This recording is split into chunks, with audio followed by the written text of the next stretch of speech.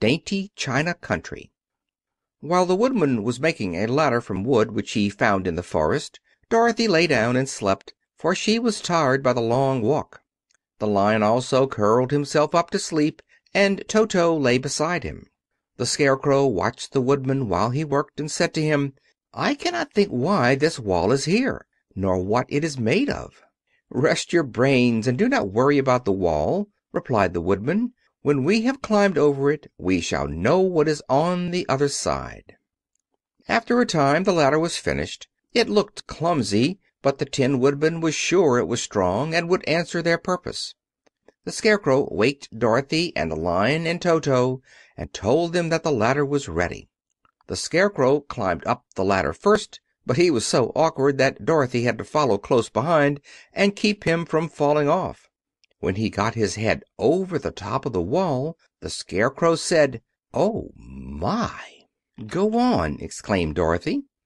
So the Scarecrow climbed farther up and sat down on the top of the wall, and Dorothy put her head over and cried, "Oh, my!" just as the Scarecrow had done. Then Toto came up and immediately began to bark, but Dorothy made him be still. The Lion climbed the ladder next, and the Tin Woodman came last, but both of them cried, "Oh, my!" as soon as they looked over the wall. When they were all sitting in a row on the top of the wall, they looked down and saw a strange sight. Before them was a great stretch of country, having a floor as smooth and shining and white as the bottom of a big platter. Scattered around were many houses made entirely of china and painted in the brightest colors. These houses were quite small, the biggest of them reaching only as high as Dorothy's waist.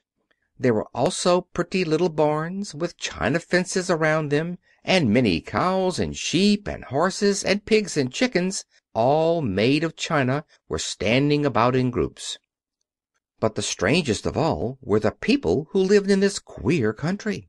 There were milkmaids and shepherdesses, with brightly colored bodices and golden spots all over their gowns, and princesses with most gorgeous frocks of silver and gold and purple, and shepherds dressed in knee breeches with pink and yellow and blue stripes down them, and golden buckles on their shoes, and princes with jeweled crowns upon their heads, wearing ermine robes and satin doublets, and funny clowns in ruffled gowns with round red spots upon their cheeks and tall pointed caps.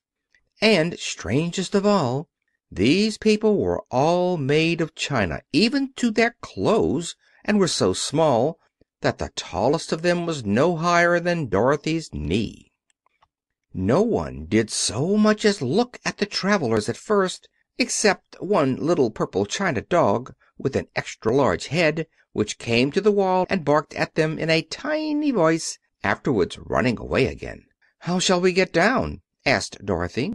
They found the ladder so heavy they could not pull it up, so the Scarecrow fell off the wall, and the others jumped down upon him so that the hard floor would not hurt their feet. Of course they took pains not to light on his head and get the pins in their feet. When all were safely down they picked up the Scarecrow, whose body was quite flattened out, and patted his straw into shape again. "We must cross this strange place in order to get to the other side," said Dorothy, "for it would be unwise for us to go any other way except due south." They began walking through the country of the china people, and the first thing they came to was a china milkmaid milking a china cow.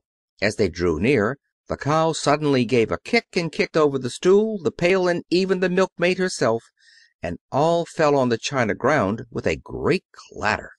Dorothy was shocked to see that the cow had broken her leg off, and that the pail was lying in several small pieces, while the poor milkmaid had a nick in her left elbow.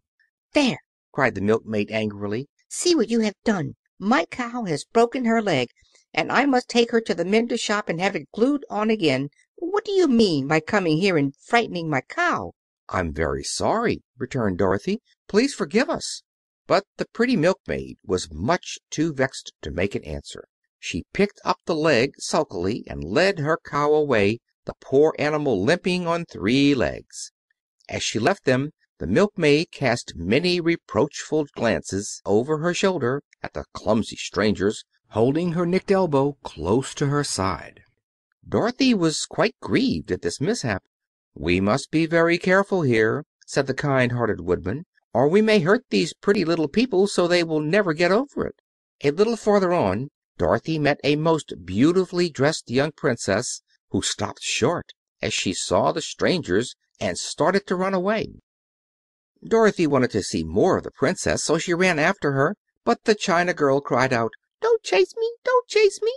She had such a frightened little voice that Dorothy stopped and said, "Why not?" "Because," answered the Princess, also stopping a safe distance away, "if I run I may fall down and break myself." "But could you not be mended?" asked the girl. "Oh, yes, but one is never so pretty after being mended, you know," replied the Princess. "I suppose not," said Dorothy. "Now there is Mr. Joker, one of our clowns," continued the China lady, "who is always trying to stand upon his head. He has broken himself so often that he is mended in 100 places and doesn't look at all pretty. Here he comes now, so you can see for yourself." Indeed, a jolly little clown came walking toward them, and Dorothy could see that in spite of his pretty clothes of red and yellow and green, he was completely covered with cracks, running every which way and showing plainly that he had been mended in many places. The clown put his hands in his pockets, and after puffing out his cheeks and nodding his head at them saucily, he said, "My lady fair, why do you stare at poor old Mr. Joker? You're quite as stiff and prim as if you'd eaten up a poker." "Be quiet, sir," said the Princess. "Can't you see these are strangers and should be treated with respect?" "Well, that's respect, I expect," declared the clown, and immediately stood upon his head. "Don't mind Mr. Joker," said the Princess to Dorothy. "He is considerably cracked in his head, and that makes him foolish." "Oh, I don't mind him a bit," said Dorothy. "But you are so beautiful," she continued, "that I am sure I could love you dearly. Won't you let me carry you back to Kansas and stand you on Aunt Em's mantel? I could carry you in my basket." "That would make me very unhappy," answered the China Princess. "You see, here in our country we live contentedly and can talk and move around as we please, but whenever any of us are taken away, our joints at once stiffen, and we can only stand straight and look pretty. Of course, that is all that is expected of us when we are on mantels and cabinets and drawing-room tables, but our lives are much pleasanter here in our own country." "I would not make you unhappy for all the world," exclaimed Dorothy, "so I'll just say good-bye." "Goodbye," replied the Princess. They walked carefully through the China country.